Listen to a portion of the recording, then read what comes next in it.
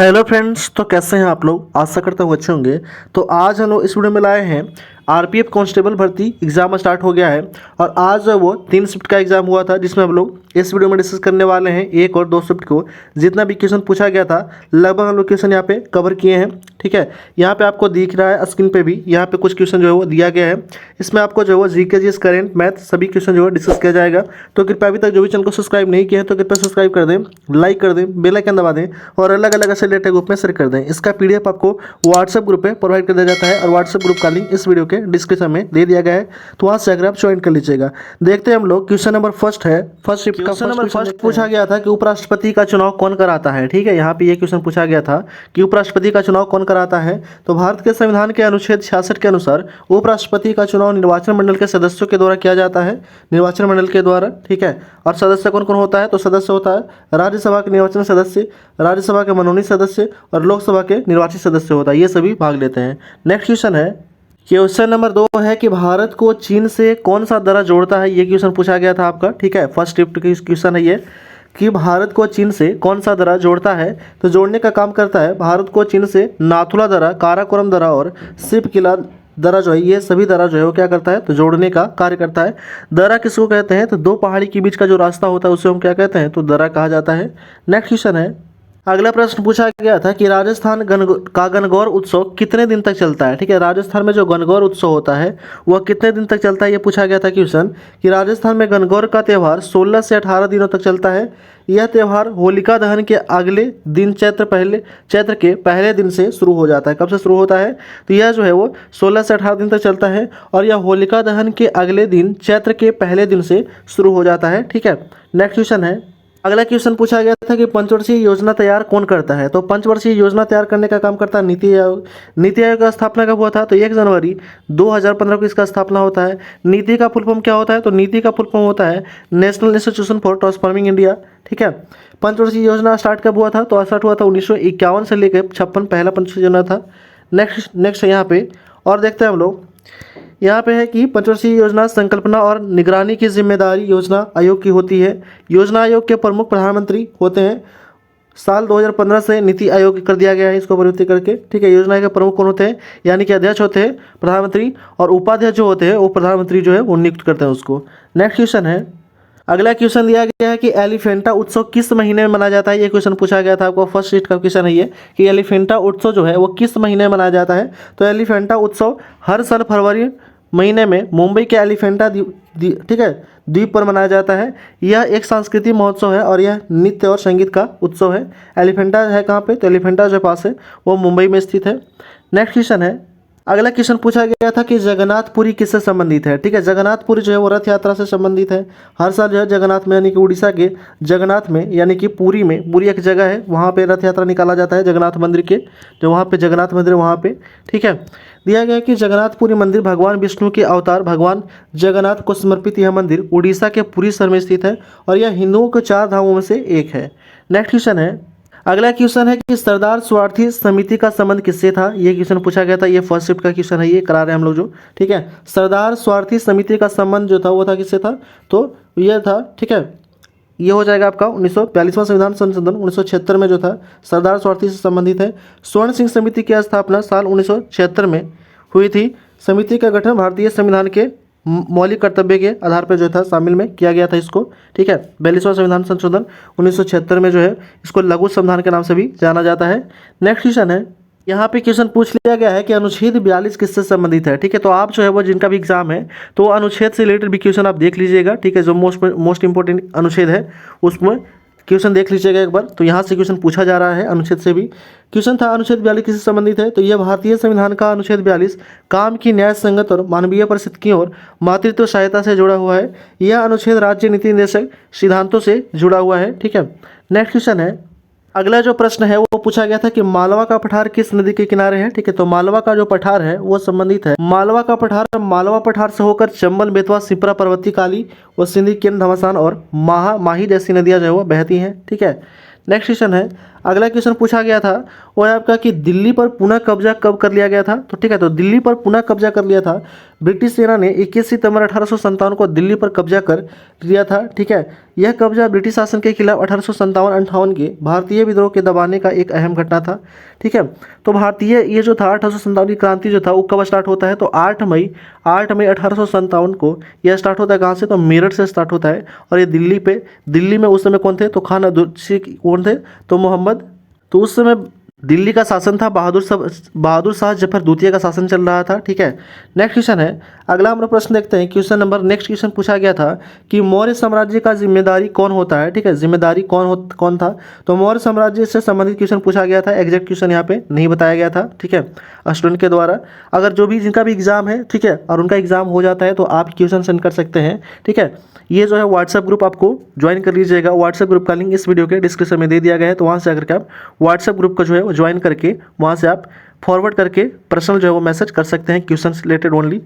Next यहाँ पे दिया गया है कि मौर्य साम्राज्य से जिम्मेदारी कौन होता है, तो मौर्य साम्राज्य प्रशासन की जिम्मेदारी कई अधिकारियों को दी गई थी। इनमें सम्राट, मंत्री परिषद, समाहर्ता, अध्यक्ष, महारथ, कृषि विज्ञानी, वनपाल, धर्म महामात्र, सन्निधाता, पुरोहित, अमात्य, ठीक है, धर्माध्यक्ष जैसे अधिकारी शामिल होते थे। मौर्य साम्राज्य की स्थापना किसने किया था, चंद्रगुप्त मौर्य ने। ठीक है, नेक्स्ट क्वेश्चन है, अगला प्रश्न पूछा गया था कि शिक्षा का संबंध किस अनुच्छेद से है। ठीक है, तो शिक्षा का जो संबंध है यह भारतीय संविधान के अनुच्छेद 21 के ए से संबंधित है। शिक्षा का अधिकार एक मौलिक अधिकार है और इस अनुच्छेद के तहत 6 से 14 वर्ष के साल के बच्चों को मुफ्त शिक्षा अनिवार्य कराएगा कौन, तो ये राज्य सरकार करवाएगा। ये भी आपको ध्यान में रखना है। तो आर्टिकल से यहाँ से क्वेश्चन पूछा जा रहा है। ठीक है, तो आर्टिकल को एक बार अच्छे से आप लोग देख लीजिएगा। आपको हम लोग मोस्ट इंपॉर्टेंट जो 50 के आर्टिकल या 100 आर्टिकल हम लोग नेक्स्ट वीडियो में लेकर के आएंगे, तो उससे आप लोग एक बार रिविजन कर लीजिएगा। आते हैं नेक्स्ट क्वेश्चन की ओर। देखिए यहाँ पे फिर से एक क्वेश्चन पूछा गया आर्टिकल से, अनुच्छेद से, कि अनुच्छेद 12 से 35 किस भाग में से है। तो 12 से 35 जो किस भाग से है, तो भाग ए में कितना से है, तो भाग ए में था 1 से 4 तक, भाग 2 में कितना था, तो 5 से 11 तक, और भाग 3 में जो था वो कितना था, देखते हैं हम लोग नीचे। तो भाग 3 में जो होगा, भारतीय संविधान के भाग 3 में अनुच्छेद 12 से 35 तक शामिल है। यह अनुच्छेद मौलिक अधिकारों से जुड़े, वही भाग 4 जो है वो अनुच्छेद 36 से 51 शामिल है। अनुच्छेद, ठीक है, ये जो है अनुच्छेद नीति निर्देशक तत्वों से संबंधित है। 36 से 51 जो संबंधित है, यह अनुच्छेद नीति निर्देशक तत्वों से संबंधित है। और नीति निर्देशक तत्व जो ये कहाँ से लिया गया था, तो ये आयरलैंड के संविधान से लिया गया था। नेक्स्ट हम क्वेश्चन आते हैं। अगला क्वेश्चन है वो पूछा गया था आपका कि 1857 की क्रांति से 2 क्वेश्चन पूछा गया था। तो 1857 की क्रांति भी आप लोग देख लीजिएगा, यहाँ से क्वेश्चन पूछा जाता है हर साल। ठीक है, और हर एक एग्जाम में यहाँ से क्वेश्चन लगभग पूछ लिया जाता है कि 1857 की क्रांति से कौन नेतृत्व किया था। ठीक है, तो 1857 के बारे में हम लोग थोड़ा सा इसमें जानकारी ठीक है देख लेते हैं कि 1800 क्रांति का यह स्टार्ट कब हुआ था, तो 8 मई 1857 को होता है। जो ठीक है, इलाहाबाद से कौन नेतृत्व कर रहे थे, तो लियाकत अली। ठीक है, लखनऊ से बेगम हजरत महल, बिहार से कौन कर रहे थे, कुंवर सिंह कर रहे थे, और दिल्ली से कौन कर रहे थे, तो दिल्ली से कर रहे थे। ठीक है, दिल्ली से बहादुर शाह जफर द्वितीय जो थे वो नेतृत्व कर रहे थे, और उन्हीं को जो है सब लोग जो है वो राजा घोषित कर दिया था उस टाइम। नेक्स्ट क्वेश्चन है, अगला प्रश्न पूछा गया था कि भारत और ऑस्ट्रेलिया के बीच सेना अभ्यास कौन से नंबर का हुआ था। तो भारत और ऑस्ट्रेलिया के बीच सेना अभ्यास आयोजित जो तीसरे संयुक्त सैन्य अभ्यास का नाम ऑस्ट्रो हिंद था। और यह अभ्यास 8 से 21 नवंबर 2024 के महाराष्ट्र पुणे में आयोजित किया गया था। ठीक है, इस अभ्यास के बारे में ज़रूरी बातें, यह वार्षिक क्रम में होता है। ठीक है, क्या होता है, तो यह एक वार्षिक कार्यक्रम है। इसका आयोजन भारत और ऑस्ट्रेलिया के बारी से किया जाता है। पिछले साल ऑस्ट्रो हिंद अभ्यास दिसंबर 2023 में ऑस्ट्रेलिया में हुआ था, और इस बार भारत में हुआ था। यानी कि एक साल भारत में होगा तो एक साल ऑस्ट्रेलिया में होगा। नेक्स्ट क्वेश्चन है, अगला प्रश्न पूछा गया था कि भारत के प्रधानमंत्री के सलाहकार की मृत्यु 69 वर्ष में हुई थी, कौन थे वो। तो यहाँ ठीक है, जहाँ AB PM की आर्थिक सलाहकार परिषद के अध्यक्ष और शीर्ष अर्थशास्त्री विवेक देवराय 69 वर्ष की आयु में निधन हो गया था हिंदुस्तान टाइम के। ठीक है, हिंदुस्तान टाइम में यहाँ से ABP जो थे, ठीक है, क्या था, तो यहाँ से विवेक देवराय, जहाँ पे AB PM की आर्थिक सलाहकार परिषद के अध्यक्ष विवेक देवराय 69 वर्ष की आयु में जो था इनका निधन हो गया था। नेक्स्ट हम लोग देखते हैं, रीजनिंग का कुछ क्वेश्चन देख लेते हैं। तो रीजनिंग और मैथ का क्वेश्चन जो है, ठीक है, रीजनिंग और मैथ का क्वेश्चन आपको व्हाट्सएप पे जो है वो डाल दिया जाएगा। जो व्हाट्सएप ग्रुप ज्वाइन नहीं किए हैं तो उनके लिए लिंक दे दिया गया है डिस्क्रिप्शन में। ठीक है, तो वहाँ से जाकर आप ज्वाइन कर लीजिएगा व्हाट्सएप ग्रुप। अब हम लोग देखते हैं सेकेंड शिफ्ट का क्वेश्चन। सेकंड शिफ्ट का क्वेश्चन है, पहला क्वेश्चन ये है कि 9वीं अनुसूची किस संविधान संशोधन के तहत जोड़ा गया था, ये पूछा गया था सेकंड शिफ्ट में। ठीक है, 9वीं अनुसूची जो है वो किस संविधान संशोधन के तहत जोड़ा गया था, तो भारतीय संविधान की 9वीं अनुसूची संविधान के पहले संशोधन के तहत जोड़ा गया था। और यह संशोधन कब होता है, तो 1951 में होता है। ये भी आपको ध्यान में रखना है। नेक्स्ट क्वेश्चन है, अगला प्रश्न पूछा गया था कि तापमान का एसआई इकाई क्या होता है। ठीक है, तो एसआई पत्ती से आप लोग भी क्वेश्चन देख लीजिएगा, फिजिक्स से भी क्वेश्चन पूछा जा रहा है। तापमान का एसआई इकाई केल्विन होता है। तापमान नापने के लिए केल्विन के अलावा डिग्री सेल्सियस, डिग्री फ़ारेनहाइट, ठीक है, पैमाने का भी इस्तेमाल किया जाता है। नेक्स्ट क्वेश्चन है, अगला प्रश्न है पूछा गया था, सेकंड शिफ्ट का क्वेश्चन है ये कि अशोक किस समय गुप्त साम्राज्य की राजधानी कहाँ थी। तो अशोक के समय गुप्त साम्राज्य का राजधानी था वो था कहाँ था, तो पाटलिपुत्र नहीं था ये, बल्कि मौर्य साम्राज्य की राजधानी थी, जहाँ मौर्य साम्राज्य में कई राजधानी प्रांत थे।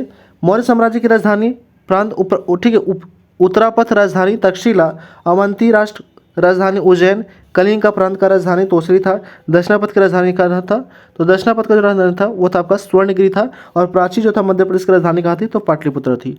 नेक्स्ट क्वेश्चन है, अगला क्वेश्चन पूछा गया था वो है आपका कि उत्तराखंड का उत्तरायण पर्व किससे संबंधित है। तो उत्तराखंड का उत्तरायण पर्व जो है यह संबंधित आपका उत्तराखंड का उत्तरायण पर्व सूर्य के उत्तर दिशा की यात्रा से जुड़ा हुआ है। इसे मकर संक्रांति के नाम से भी जाना जाता है, और यह पर्व बसंत ऋतु में आगमन के प्रतीक है।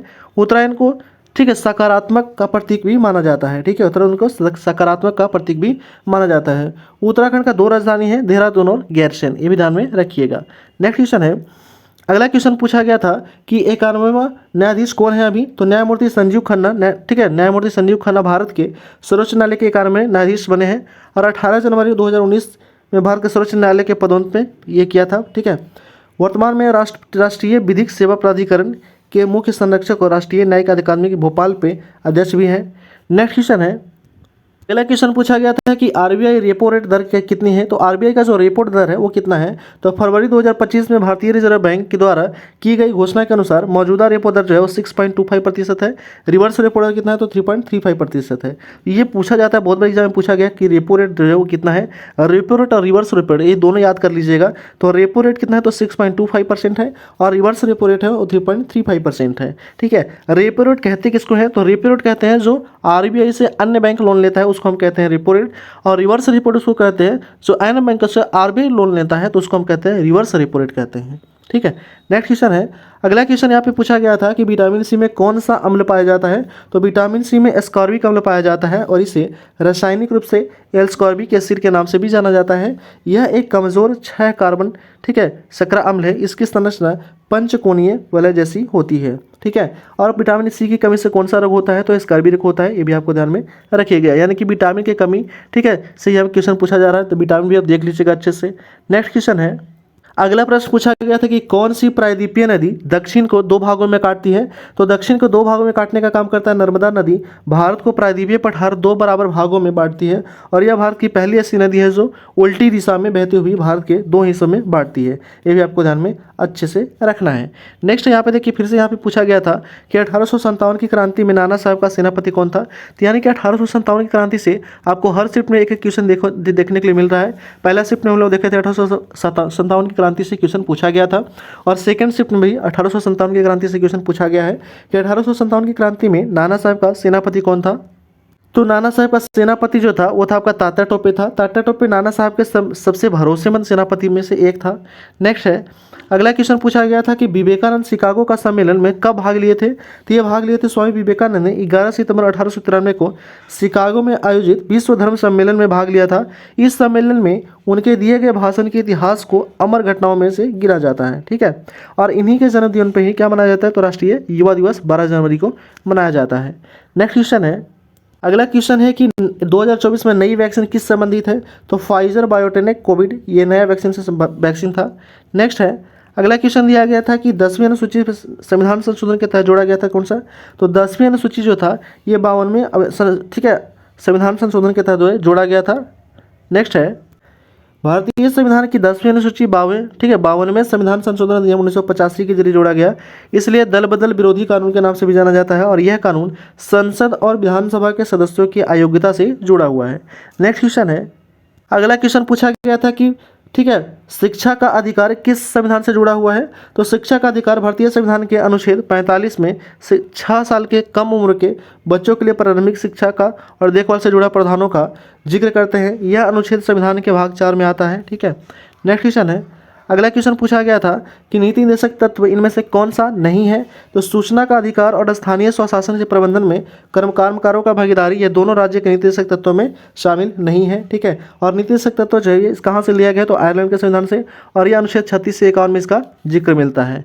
नेक्स्ट क्वेश्चन है, तो जीके और करंट का क्वेश्चन हम देख लिए हैं। ठीक है, रीजनिंग का क्वेश्चन आपको व्हाट्सएप ग्रुप पे प्रोवाइड कर दिया जाएगा, और जो भी एग्जाम दिए हैं, ठीक है, तो उनका अगर कोई भी क्वेश्चन आपको याद आता है तो आप व्हाट्सएप ग्रुप पे पर्सनल आप भेज सकते हैं। व्हाट्सएप ग्रुप का लिंक इस वीडियो के डिस्क्रिप्शन में दे दिया गया है। तो कृपया अभी तक जो भी चैनल को सब्सक्राइब नहीं किए हैं तो कृपया सब्सक्राइब कर दें। ऐसे ही वीडियो आपको डेली प्रोवाइड किया जाएगा। ठीक है, 18 तक एग्जाम चलने वाला है, तो हम लोग 18 तक जो है वो वीडियो प्रोवाइड करेंगे, और उसके आगे भी कंटिन्यू आपको इस चैनल पे वीडियो प्रोवाइड किया जाता है। ठीक है, करंट अफेयर जीके से रिलेटेड वीडियो डेली एक प्रोवाइड किया जाता है। तो कृपया अभी तक जो भी चैनल को सब्सक्राइब नहीं किए हैं तो कृपया सब्सक्राइब कर दें, लाइक कर दें, बेल आइकन दबा दें, और अलग अलग ऐसे रिलेटेड ग्रुप में शेयर कर दें। Thanks for watching.